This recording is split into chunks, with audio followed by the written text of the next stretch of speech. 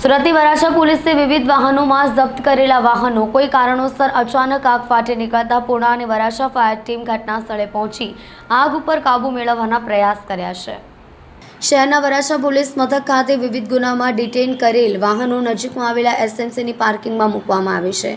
રાતના સમયે એકાએક આ વાહનોમાં આગ ભભૂકી ઉઠતા ડિટેન કરેલ એક પછી એક વાહનો આગની ચપેટમાં આવીને બળીને ખાખ થઈ ગયા હતા। આગ લાગવાનું કારણ હાલ અકબંધ છે। સુરત શહેરની વરાછા પોલીસ દ્વારા વિવિધ ગુનાઓમાં ડિટેન કરવામાં આવેલ વાહનો નજીકમાં આવેલા મનપાના પાર્કિંગમાં મૂક્યા હતા। આ વાહનોમાં આજે રાત્રે અચાનક આગ ફાટી નીકળતા ગુનાના અર્થે ડિટેન કરેલ એક પછી એક વાહનો આગની ચપેટમાં આવીને સળગી ઉઠ્યા હતા।